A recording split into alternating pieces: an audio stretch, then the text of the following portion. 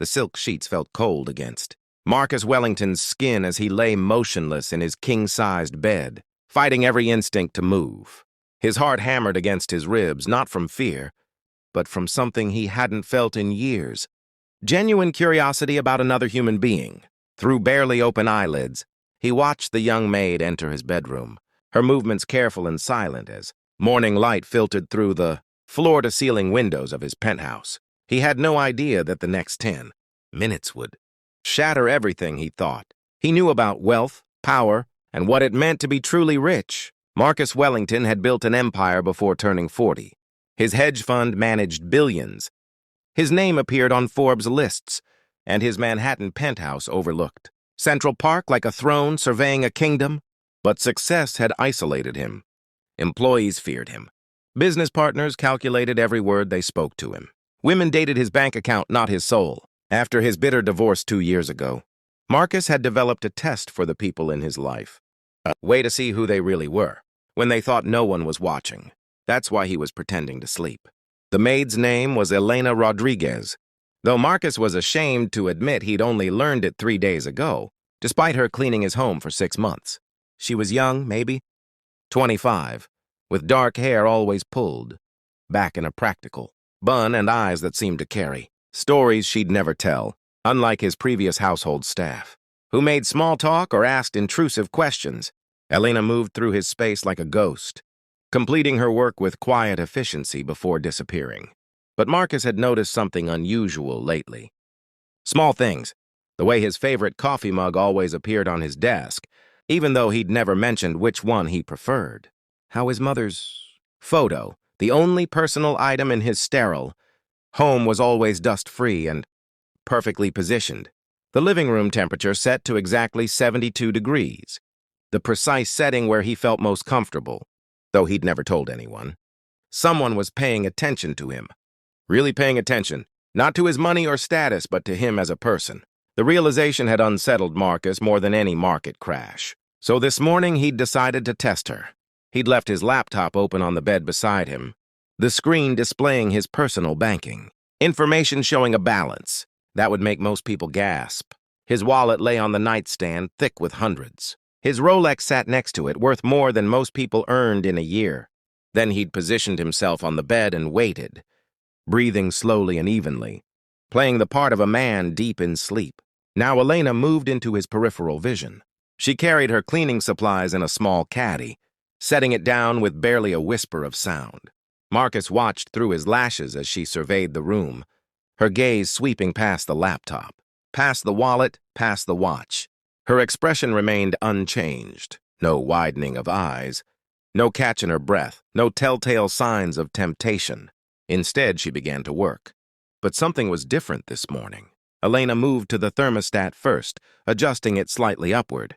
Then she crossed to the windows, angling the blinds so that the harsh morning sun wouldn't hit his face directly.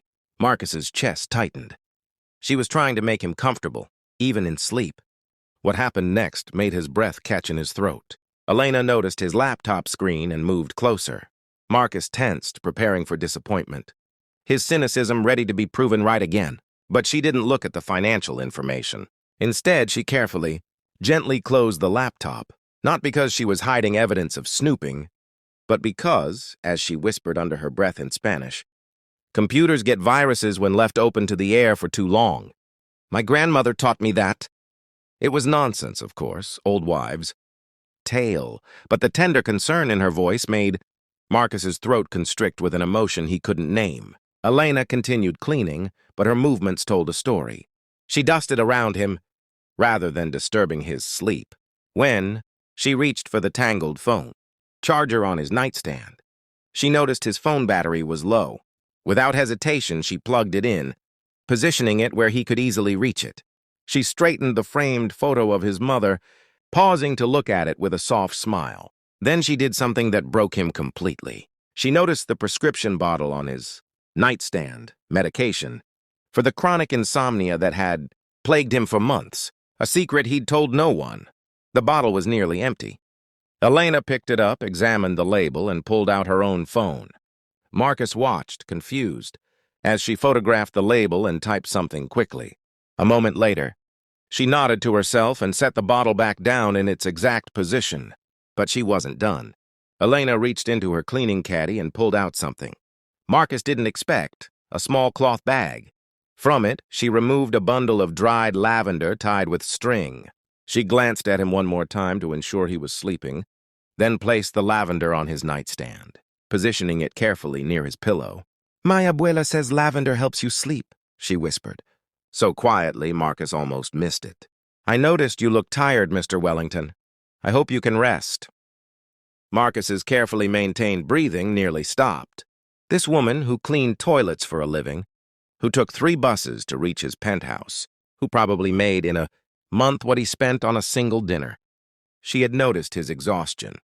Not only noticed, but cared enough to bring something from her own home to help him. She hadn't touched his money. Hadn't even glanced at his banking information. She'd been too busy taking care of him as a human being. As Elena picked up her supplies to leave, Marcus heard her sigh softly. She pulled out her phone again, opening what looked like a note-taking app. She typed, "Mr. W, prescription refill needed. Check pharmacy phone number. Call tomorrow morning." Then she set a reminder. Marcus couldn't maintain the pretense any longer. His eyes opened fully just as Elena turned toward the door. "Elena," he said, his voice rough with emotion. She spun around, her face flooding with mortification. "Mr. Wellington, I'm so sorry. I didn't mean to wake you. I tried to be quiet. Why did you do that?" He sat up, gesturing to the lavender, the phone, the closed laptop. "Why do you care?" Elena's face cycled through confusion, embarrassment, and then something else, a quiet dignity that made her seem taller than her 5'3" frame. "Because everyone deserves kindness, sir. Rich, poor, it doesn't matter. You're a person. You get tired like everyone else. You need help like everyone else. But I could afford—" Marcus started, then stopped. What was he going to say? That he could afford to hire someone to care? That wasn't the point, and they both knew it. "Money doesn't buy rest, Mr. Wellington," Elena said softly. "My mother cleans houses like I do. She always taught me that the people in the big houses are often the loneliest. She said, 'Elena, clean their homes well, but if you see a way to clean their hearts a little too, to make them feel seen, do that.' So I do." Marcus felt something crack open in his chest, a wall he'd built brick by brick over years of betrayal and disappointment. "The coffee mug," he said. "The temperature. My mother's photo." Elena's cheeks colored. "I pay attention. It's not hard when you care." "I pay you minimum wage," Marcus said, and the shame of it hit him like a physical blow. "I don't even say good morning most days." "Why would you care about someone like me?" "Because, sir," Elena said, her eyes meeting his with unexpected strength, "your bank account doesn't tell me who you are. The way you keep your mother's photo by your bed does. The way you still wear the watch your father gave you, even though you could buy 100 newer ones, that tells me who you are. You're not sleeping well. You work too hard. Someone should care about that." "So I do." The silence that followed held the weight of revelation. Marcus had tested her, expecting to confirm his cynicism, to prove once again that everyone had a price. Instead, she'd proven something far more profound, that true wealth had nothing to do with the numbers in his bank account. "I called the pharmacy," he said suddenly. "Yesterday?" "For the refill," Elena smiled, a genuine expression that transformed her entire face. "Good. You need to take care of yourself, Mr. Wellington." "Marcus," he corrected. "My name is Marcus." Her smile widened. "Marcus." What Marcus did next would have shocked everyone in his corporate world. He pulled out his phone and made several quick decisions that would have taken weeks in the past. By noon, Elena's salary had quadrupled. By evening, he'd established a scholarship fund for children of domestic workers. By week's end, he'd created a foundation dedicated to recognizing and supporting the invisible workforce that kept the city running. But more importantly, Marcus changed. He learned Elena's story, how she was putting herself through nursing school, how she supported her aging mother and 2 younger siblings, how she'd never once complained about the weight of her responsibilities. He learned that her lavender came from a small garden she tended on her apartment's fire escape, a tiny piece of beauty she'd cultivated in concrete and steel. 3 months later, Marcus stood in that same bedroom. But everything was different. The space felt warmer now, lived in. Photos of people, Not just his mother, but friends, colleagues. Elena and her family decorated the once sterile surfaces. The lavender had been replaced many times over, each bundle a gift that reminded him what he'd almost missed by building walls instead of bridges.